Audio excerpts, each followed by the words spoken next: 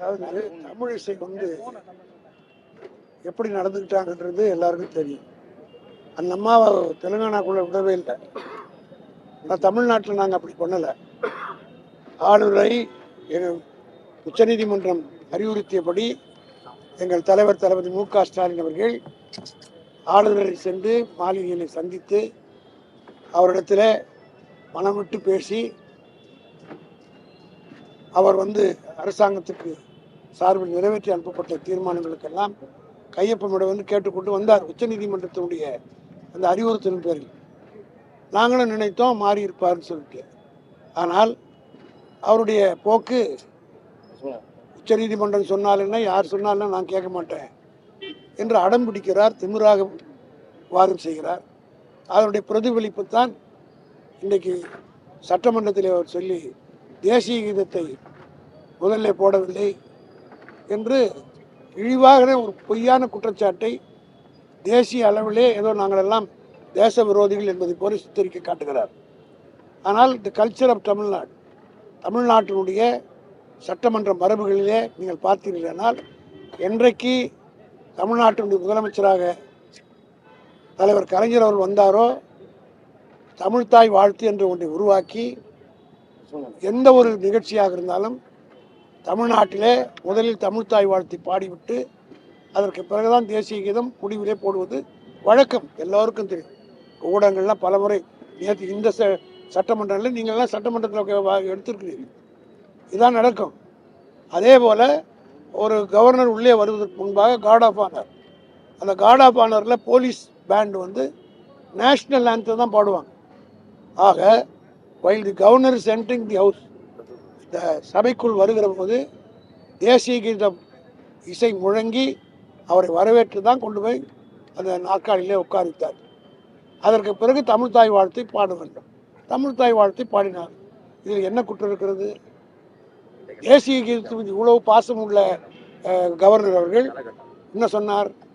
திராவிடம் என்ற சொல்லே இல்லை, இல்லாத ஒரு சொல்லை இங்கே இருக்கிறவர்கள் மக்கள் மத்தியில் ஏமாற்றி வேலை செய்கிறார். அந்த தேசிய கீதத்தில் ரவீந்திரநாத் தாகூர் எழுதிய அந்த தேசிய கீதத்தில் திராவிட உக்கல வங்கான் வருதா இல்லையா? அதே போல் நாங்கள் லேட்டு பின்னாடி போகிறத முன்னாடி போடலன்னு கோச்சிக்கிட்டு போகிறாரு. அதில் இருக்கிற திராவிடம் என்ற வார்த்தையை மட்டும் அவருக்கு ஏன் கசத்துது? இதெல்லாம் மக்கள் கேட்க மாட்டாங்களா? இது தமிழ்நாடு. அது மட்டுமல்ல, இந்த தமிழ்நாட்டில் தான் மொழிக்காக பல பேர் தீ கொளுத்தி உயிரை மாய்த்து கொண்ட வரலாறு உலகத்திலே தமிழ்நாட்டில் தான் உண்டு. மொழிக்காக, தமிழுக்காக. அந்த தமிழ் தாய் வாழ்த்தை பாடக்கூடாது என்று எவன் சொன்னாலும் சரி, யார் சொன்னாலும் சரி, அவர்கள் இந்த சமுதாயத்துக்கு, இந்த இனத்துக்கு விரோதிகள் என்கிற எண்ணம் தமிழ் மக்கள் மத்தியில் ஏற்படும். 1965 எப்படி மொழி போராட்டத்தின் மூலமாக ஒரு பெரிய எழுச்சி ஏற்பட்டதோ, இன்றைக்கு ஆளுநருடைய போக்கு மீண்டும் 65 ரிப்பீட் ஆக போகிறது. அனைத்து மக்களும் கட்சி மறந்து, ஜாதி மறந்து, எல்லாவற்றையும் மறந்து தமிழ் என்கிற ஒத்த வார்த்தைக்கு இணைந்து பணிந்து உணர்ச்சி பயத்தோடு பணியாற்றக்கூடிய காலகட்டம் உருவாகி இருப்பதாகத்தான் நான் கருதுகிறேன். அது it is between the chief minister and the minister. Ponmudi அவர் பதவி தண்டனை ஆட்டோமேட்டிக்காக போயிடுச்சு. அது மார்ச் 5ஆம் தேதி கன்விக்ஷனை சர்டிஃபைட் பண்ணாங்கன்னா ராகுல் காந்தி பேர் மீண்டும் அவர் ஆகிவிடுவார். முரசொலி நில விவகாரத்தில் அடுத்த கட்ட நடவடிக்கை எடுக்கப்படும் சொல்லி சென்னை உயர்நீதிமன்றம் தேசிய பட்டியலில் ஆணையத்துக்கு உத்தரவு பிறப்பிச்சிருக்கு. அதை எப்படி பார்க்குறோம்? இது வழக்கு நான் தான் மனுதாரர். அதாவது நான் அதை பற்றி சொல்லுறது கேட்டிருக்காங்க. அதாவது அந்த நிலத்தினுடைய விவகாரமே மோசடியாக பண்ணாங்க. அந்த ஆணையத்தினுடைய துணைத் தலைவராக இருந்த முருகன் தான் விசாரணை பண்ணார். இப்போ முருகன் யாருன்னு தெரிஞ்சு போச்சு இல்லை, அவர் பிஜேபியில் தலைவர் தானே, பிஜேபி சார் மந்திரியார். அதை தான் அன்றைக்கே நாங்கள் சொன்னோம். அது தொடர்பாக தான் வழக்கு போட்டோம். முருகன் விசாரித்த போது தான் வழக்கு போட்டோம். காரணம் என்னென்னா, அவர் ஒரு கட்சியை சார்ந்தவர். ப்ரூவ் ஆகிப்போச்சா இல்லையா? பிற்காலத்தில் அவருக்கு ராஜ்யசபா எம்பி கொடுத்து மந்திரி ஆக்கினாங்கல்ல. திமுக எதை சொன்னாலும் சரியாக தான் சொல்லும். திமுக ஒரு வழக்கு தொடர்ந்தாலும் சரியாக தான் தொடரும். நாங்கள் போட்ட எல்லா வழக்கும் நிரூபித்து காட்டியதற்கு காரணம் திமுக சட்டத்தின் மீது நம்பிக்கை உள்ள கட்சி. அந்த அடிப்படையில் நாங்கள் உயர்நீதிமன்றத்தில் வழக்கு தொடர்ந்தோம். இப்பொழுது உயர்நீதிமன்றம் சொல்லியிருக்கிறது.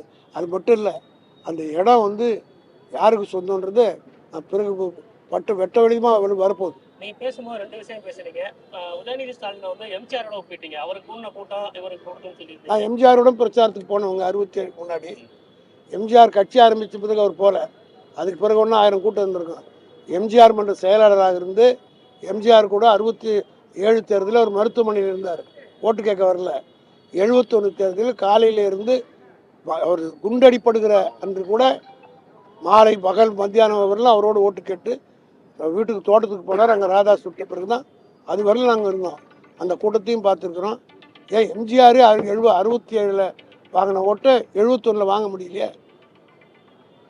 ஆனால் இன்றைக்கு தளபதி நம்முடைய உதயநிதி ஸ்டாலின் பார்க்குற போது நான் தலைவரோடும் தேர்தல் பிரச்சாரம் போயிருக்கிறேன், தளபதியோடும் போயிருக்கிறேன், உதயநிதி ஸ்டாலினும் போயிருக்கேன், எம்ஜிஆரோட போயிருக்கிறேன். எம்ஜிஆரோட பார்த்து எப்படி பெண்கள் வருவார்களோ, ஒரு காக்கா இருக்காது எம்ஜிஆர் வரத்துக்கு முன்னாடி பெண்கள் வரான்னு கேள்விப்பட்டோன்னு வெளுத்த ரோடுக்கு வந்துடும். அதே போல் காட்சி இப்போ நீங்கள் பார்த்தீங்களே, ஊடகங்களை காட்டிங்க. நான் உங்கள் ஊடகத்தை பார்த்து தான் பேசுனேன். எடப்பாடி போகிறா ஒருத்தர் கால் மேலே கால் போட்டு பீடி பிடிச்சிக்கிறான், தப்பு அவன் மேலே கிடையாது, அவன் அவமதிச்சான்னு சொல்லுவேன். யார் போகிறதுன்னு அவனுக்கு தெரியாது. தேவையே கிடையாது. அது சுப்ரீம் கோர்ட்டில் கேஸ் இருக்கு. we will ignore this all these things. எங்களுக்கு அது பொருட்டே கிடையாது. தடை கற்கள் உண்டு என்றால் திளந்தோள்கள் உண்டு என்ற நம்பிக்கை உள்ள கட்சி திமுக. எத்தனை தடை வந்தாலும் மீறி போகும்.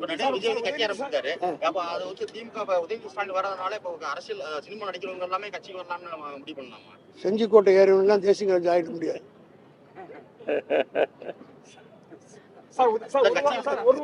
நிதி கொடுத்தா நிதி அனுப்பி ரூபா வரி கட்டினா 29 பைசா வருது அப்படின்னு சொல்லி உதயநிதி சார் சொல்லியிருக்காரு. இந்த நிலை வந்து அண்ணாமலை வந்து 192% நிதி அதிகமாக தான் நாங்கள் தமிழகத்தை கொடுத்துருக்கோம் அப்படிங்கிறாரு. எப்போ அண்ணாமலை உண்மையை பேசியிருக்காரு?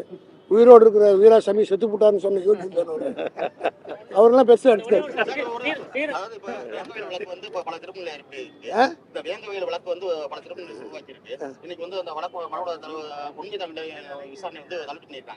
இப்போ வந்து நம்ம கட்சி ஆளுங்கட்சியா இருக்கோம், நம்ம என்ன நடவடிக்கை எடுத்திருக்கோம், என்ன மாதிரியான ஒரு அந்த நடவடிக்கைகள் என்ன? அதாவது வந்து அந்த வழக்கை பற்றி நம்ம ப்ரீமெச்சூராக பேசக்கூடாது. காரணம் இன்வெஸ்டிகேஷன் அந்த இன்வெஸ்டிகேஷனுக்கு பிறகு அவுட்கம் என்னன்னு பார்க்கணும். அதனால் நாங்கள் எது கமிட் பண்ணாலும் வி ஆர் ரூலிங் பார்ட்டி.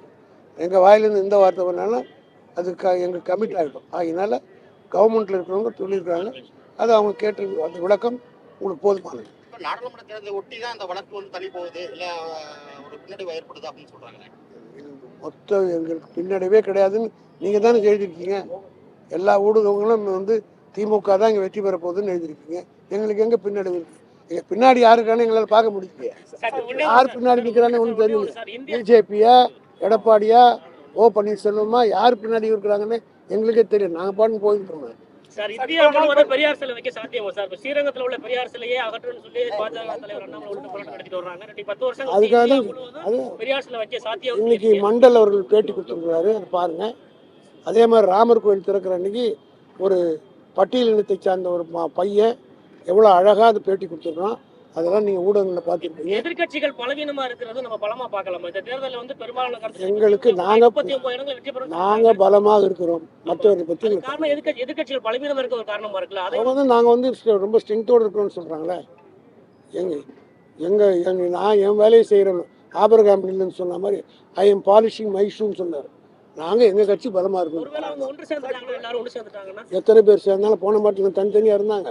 அவங்க ஒன்றா சேர்ந்து நின்ற பிறகு தான் போன வாட்டி 39 ஜெயிச்சோம். சார், இவ்வளவு நாள் பாஜக மேல கூட்டணி வச்சிருந்த அதிமுக தற்பொழுது வந்து வெளியே வந்திருக்காங்க. இந்நிலையில் இந்த கூட்டணிக்கு வெளியே வந்து விட்டாரு என்று எப்படி நீங்க உறுதியா சொல்றீங்க? ஏங்க நீங்க அப்படிதான் அவங்க அது என்ன மாதிரி கூட்டம்? ஜெயலலிதா எப்படி சொன்னார் காளிமுத்து, அதெல்லாம் வெளியில சொன்ன பாசிங்க. இருங்க இருங்க இருங்க சொல்லுங்க. அவங்க அந்த 2 கோஷ்டியை எப்படி பேசிட்டாங்க? ஜானகி பத்தி என்ன பேசினாங்க, ஜெயலலிதா பத்தி இவங்க என்ன பேசினாங்க, அப்புறம் ஒன்னா தெய்வத்தாயின்னு சொல்லலையா? அந்த மாதிரி அது ஒரு கூட்டம், அப்படிதான் பேசுவோம்.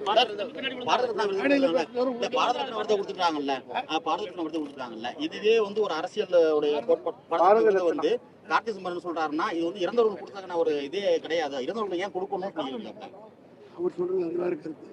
என்னுடைய கருத்து நேற்று காலையில செத்தாங்க, அவங்களாம் செத்து 30-40 வருஷம் ஆகுது. தேர்தலுக்கு 20 நாள் முன்னாடி கொடுக்குறது உள்நோக்கத்தோடு கொடுக்கப்பட்டதுன்னு எல்லாருக்கும் தெரியும். இல்ல இப்ப அவங்க உயிரோட இருந்தா கூட கரன்சிக்கு என்னைக்கு செத்தாரு, கற்பூரி தியாகி எப்போ செத்தாரு, எம்.எஸ். சாமிநாதன் இப்போ செத்தாரு. விஜயகாந்த் வந்து சினிமா விட்டு விலகி எவ்வளவு நாள் ஆகுது, எவ்வளவு படங்கள்லாம் நடிச்சிருக்காரு. அந்த படத்தெல்லாம் நடிக்கும் போது அவருக்கு அந்த படத்தை கொடுக்காம செத்த பிறகு அவருக்கு சாவு கூட்டம் வந்து பார்த்து சாவுல லாபம் தேடுற ஒரு கட்சி தான். அப்ப இறந்தவங்களுக்கு கொடுக்க கூடாதுன்னு நீங்க சொல்றீங்களா? இறந்தவருக்கு கொடுக்க கூடாதுன்னு சொல்லு, கொடுக்கறத பத்தி கொடுக்கறதுக்கு தருணம் ஒன்று இருக்குல்ல, அப்பயே கொடுக்காம தேர்தலுக்கு முன்னாடி தெரிஞ்சா என்ன அர்த்தம், தேர்தலுக்காக தான் கொடுக்குறீங்க.